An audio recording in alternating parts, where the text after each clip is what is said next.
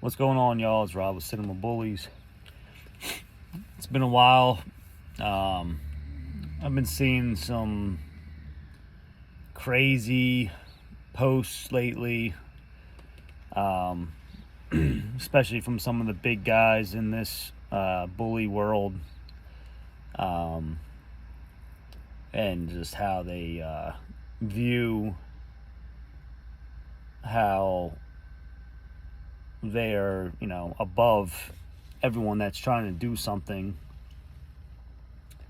in this, bully game, dog world, whatever you want to say.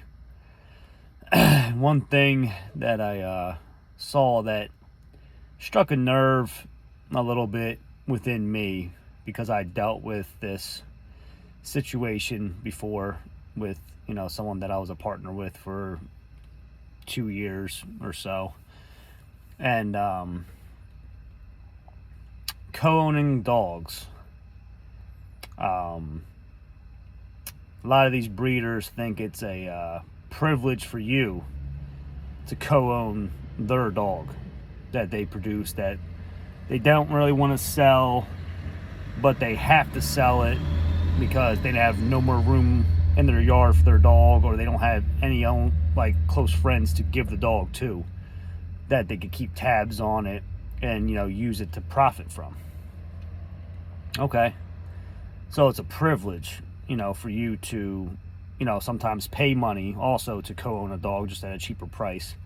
Or sometimes some breeders give them a dog if they know you well enough and they trust you. But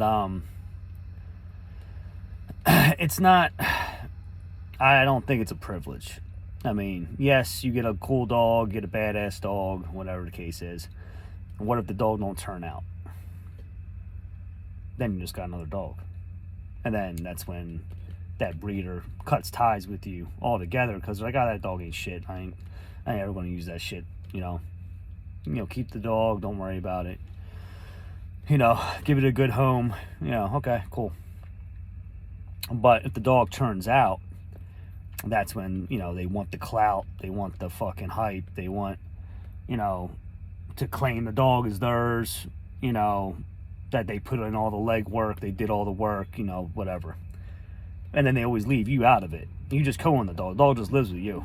It's your job to take care of the dog, because she, the breeder, gave you an opportunity to co-own a dog with them, because they're so gracious with their co-owns that it's an honor and a privilege for you to have a dog that you have to entertain, feed, take care of, socialize, train, and have the dog taken from your home to go do dog shows around the US if he's nice enough to do that, or she is nice enough to do that.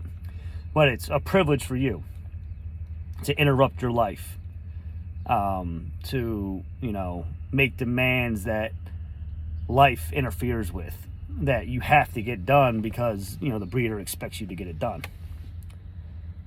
That's all good and all, but when life comes and shit happens, then the breeder gets in their feelings and starts talking shit and causes problems, and then they threaten to come try to take your dog. Okay, you come try to take my dog, when you get to my house, I'm gonna fuck you up and you're gonna leave. But that's besides the point. But some of these people in this dog game think that they can bully around and pick on people that are good people that just want a nice, badass dog. And some people don't even care about the money. They just want the look. They want a big, massive, cool dog. Oh, this is my bully. He's badass. He's off of this breeding, and this guy is the one that made him, and this guy's really known in the dog stuff, and whatever. So they just want the title. As for the people that want to get involved in the breeding world, they think they made out because they got this nice dog, and they're like, oh yeah, I got this nice dog, and then they don't realize, they got to breed it, they got to take it here, take it there, take it to the vet to collect semen, ship it out. Yeah, you make money off of it, and you have benefits of it when you get the attention and shit. But the breeder is the one that takes most of that clout and that attention, because in reality, they produced a dog. Okay, cool. But the breeders always tend to forget who's taking care of the dog for them. And it's not for, I mean, yeah, it's for the dog, but it's for them, so then they can have tabs on the dog. Because if they sold the dog outright, they wouldn't have no tabs on it. But they co-own it because they think it's going to be something, so they still want their hands in the pot. So, and it all comes down to money, greed, and just the attention, to get their program, out there more. Which, cool, I get that.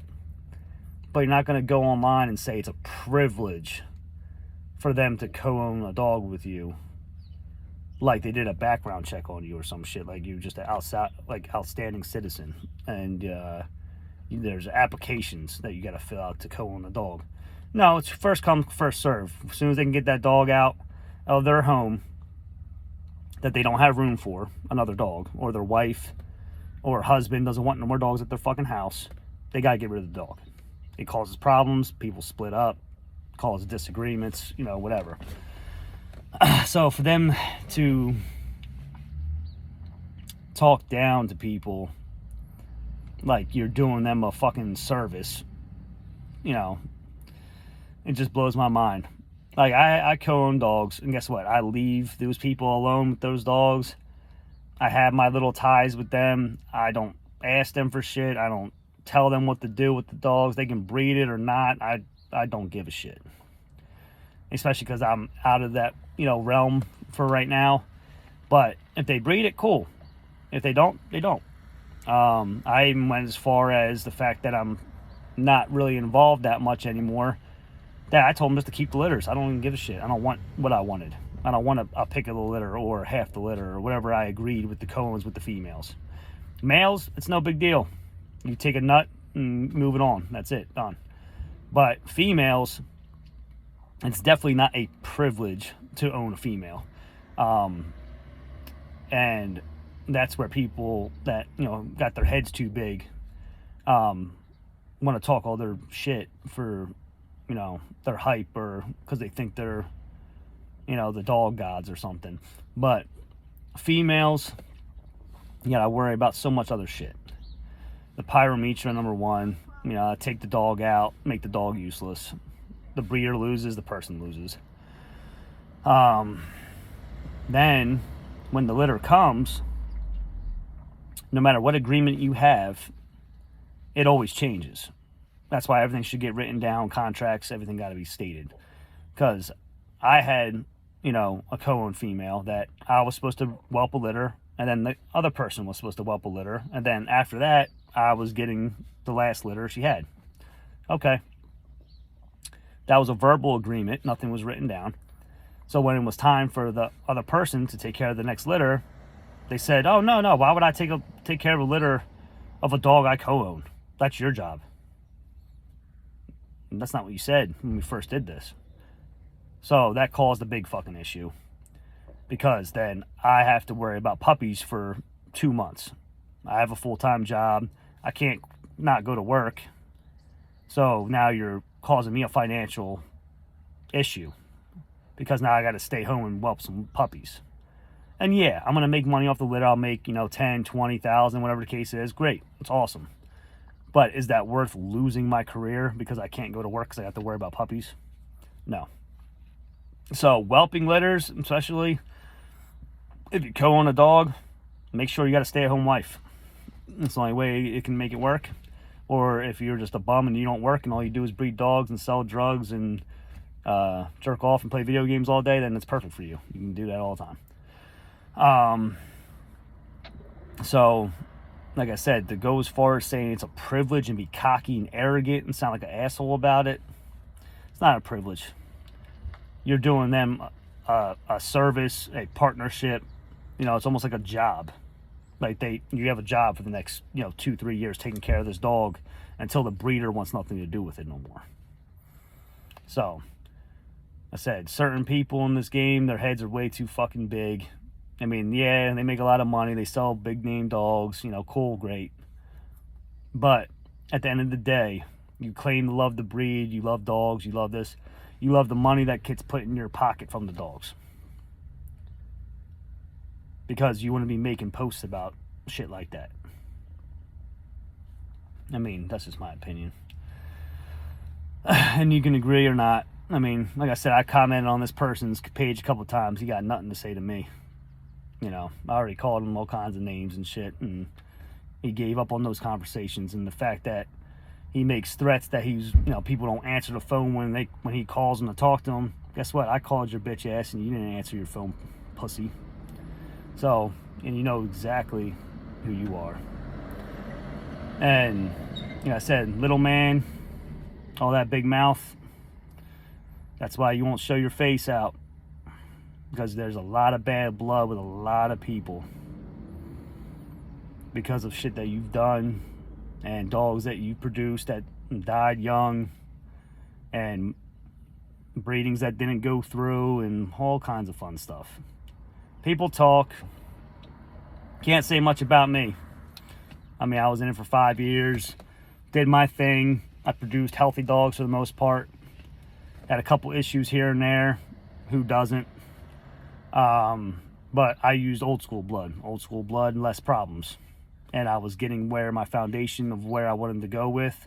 And then I was going to bring in, my more extreme style dogs that I have tabs and, friends of mine that have extreme style dogs that I was going to bring into my program once I built my foundation when it came to structure and health and head shape. It was my main things that I wanted to lock in with. And then the muscle and the size comes in later. So, that was what I was doing.